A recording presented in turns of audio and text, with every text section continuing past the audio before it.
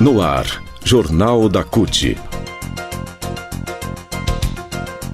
Notícias, Giro sindical, direitos, mundo do trabalho, política, economia. saúde.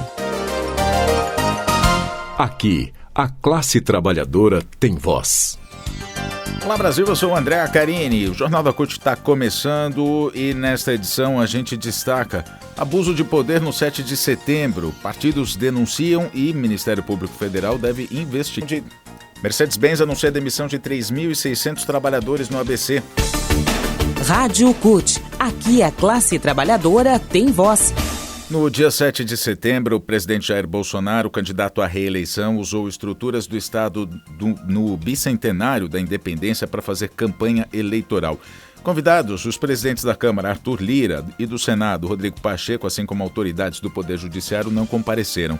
Bolsonaro estava ao lado da mulher Michele e do dono da rede de lojas Havan, Luciano Hang, um dos investigados pelo Supremo Tribunal Federal por supostamente ter defendido o golpe caso o ex-presidente Lula ganhe as eleições. Isso aconteceu em um grupo de WhatsApp de empresários, é o que está sendo investigado. Juristas falam em crime, senadores dizem que vão acionar a Justiça Eleitoral. Integrantes do Ministério Público Federal falam em abuso do poder político e econômico.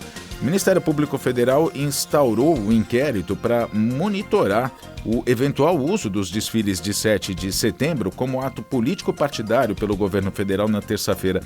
Também está sendo apurado se servidores da esplanada dos ministérios foram coagidos a participar do evento. Na avaliação do jurista e professor de Direito Constitucional Lênio Luiz Streck, Bolsonaro fez uso eleitoral de um evento oficial e, por isso, cabe a abertura de uma ação de investigação judicial eleitoral. Ele disse ao jornal Valor Econômico o seguinte, abre aspas, a farta jurisprudência no TSE sobre isso. No direito se chama subsunção do fato à norma jurídica. A pena é cassação, claro, isso se as instituições funcionarem, fecha aspas. A campanha do ex-presidente Lula, do PT, Ciro Gomes, PDT e de Soraya Tronic, do União Brasil, disseram na quarta-feira que vão acionar o judiciário. Os advogados Eugênio Aragão e Cristiano Zanin Martins, que representam a coligação Brasil da Esperança de Lula, por meio de nota disseram o seguinte, abre aspas, Bolsonaro fez uso indiscutível de um evento oficial para discursar como candidato. Há abuso de poder econômico e político acachapante com o uso de recursos públicos de uma grande estrutura pública para fazer campanha. O ex-presidente Lula, inclusive, divulgou um vídeo afirmando que participou por 2 vezes de comemorações do 7 de setembro em anos eleitorais, 2006 e 2010, e nunca utilizou o Dia da Pátria para a campanha eleitoral. Ciro Gomes, também pelas redes sociais, afirmou que foi uma humilhação para o Brasil. Já Simone Tebet, a quarta colocada nas pesquisas, em todas as pesquisas de intenção de voto, afirmou que a bandeira verde-amarela não pertence a nenhum partido, nenhuma ideologia, é do povo brasileiro. Integrante do grupo Prerrogativas, Marco Aurélio de Carvalho, advogado, ele disse ao Brasil de Fato que há um claro abuso de poder econômico combinado com o uso de poder político. Ele disse ainda que Bolsonaro se utilizou de uma data nacional com estruturas de um evento que foi organizado pelo governo federal para atingir objetivos políticos eleitorais e que essa conduta precisa ser examinada à luz da legislação eleitoral e precisa ser duramente repreendida. O advogado Augusto de Arruda Botelho faz uma avaliação no mesmo sentido. Ele diz que o 7 de setembro, além de uma data importante para o Brasil e um feriado nacional, é um momento em que o governo federal, governos estaduais e municipais fazem atos cívicos oficiais de comemoração a essa data. E esses atos são patrocinados com dinheiro do contribuinte e são considerados atos dentro de um calendário oficial. E diz ainda que o que se viu foi o governo federal fazendo, o presidente Bolsonaro fazendo um ato de campanha em um ano eleitoral. Segundo o glossário eleitoral brasileiro, disponível no site do Tribunal Superior Eleitoral, o abuso de poder político ocorre nas situações em que o detentor do poder se vale de sua posição para agir de modo a influenciar o eleitor. Caracteriza-se assim como ato de autoridade exercido em detrimento do voto. Já o abuso de poder econômico em matéria eleitoral está relacionado ao uso excessivo antes, durante a campanha, de recursos materiais ou humanos que representem valor econômico, buscando beneficiar o candidato, partido ou a coligação, assim afetando a normalidade e a legitimidade das eleições. Tanto o abuso do poder político quanto do poder econômico são condutas ilegais praticadas nas campanhas eleitorais e podem levar, se comprovadas, à inelegibilidade do candidato por 8 anos, entre outras punições. Isso está na Lei Complementar número 64 de 1990. Giro sindical. Trabalhadores e trabalhadoras da Mercedes-Benz do Brasil realizaram uma assembleia na tarde dessa quinta-feira para discutir como vai ser o processo de negociação que envolve a demissão de 2.200 metalúrgicos das áreas que a montadora vai terceirizar, linha de produção de eixos e transmissões para caminhões médios, além da parte de logística e ferramentaria, e mais 1.400 trabalhadores com contratos temporários que não vão ser renovados no ano que vem. Na terça-feira, dia 6, a direção da unidade da Mercedes-Benz em São Bernardo do Campo anunciou que vai fazer uma reestruturação em seu modelo de produção de ônibus e caminhões no Brasil, que vai provocar a perda dos 3.600 postos de trabalho no ABC Paulista.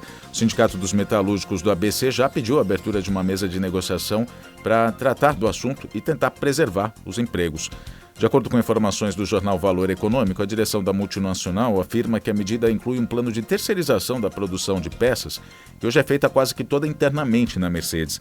Dessa forma, a fábrica vai contratar empresas para produzir esses componentes, que a gente disse agora, os eixos, as transmissões para caminhões médios, e ainda, segundo a direção, assim recuperar a rentabilidade nos negócios do Brasil, que detém o maior mercado do mundo no segmento de caminhões. A terceirização, como a CUT sempre alertou, reduz os salários e significa menos direitos.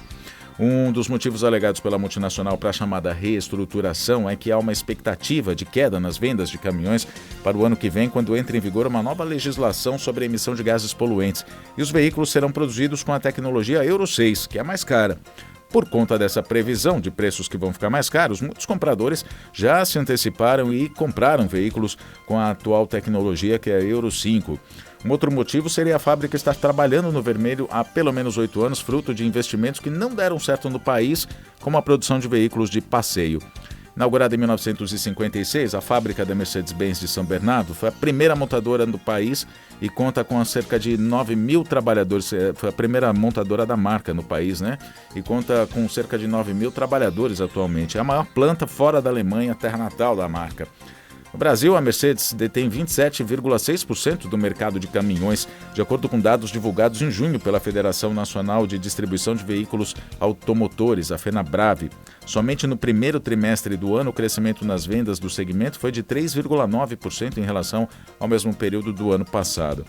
Esse processo anunciado pela Mercedes vai levar mais de um ano até ser finalizado. A empresa afirmou que vai dar prioridade à aquisição dos componentes produzidos por empresas do ABC, com a expectativa de que a mão de obra dispensada seja absorvida na própria região, que esses trabalhadores sejam reaproveitados ali na região mesmo. Só que com o fechamento dessas atividades, o ABC vai sentir mais uma vez os impactos econômicos e sociais causados por processos de demissão em massa de trabalhadores.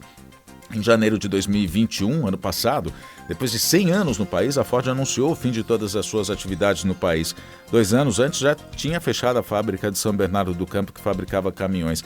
Naquela época, 5.000 empregos diretos foram perdidos, mas a conta era maior, na verdade. No caso da Ford, cálculos do Diese apontaram a perda de cerca de 100.000 outros postos na cadeia produtiva vinculada à produção automotiva.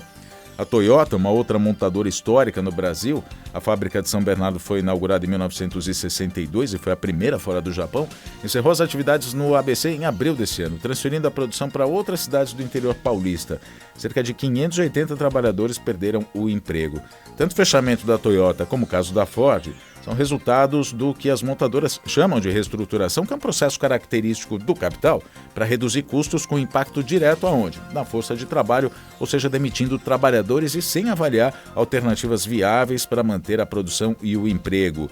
Eles lucram mais. Essa é a afirmação do Wellington Damasceno, o companheiro Wellington Damasceno, que é diretor do Sindicato dos Metalúrgicos do ABC. Ele disse isso quando a Toyota foi fechada, inclusive. E o caso da Mercedes-Benz não é diferente, já que a montadora deixa clara a sua intenção de manter a produtividade, mas sem priorizar o emprego.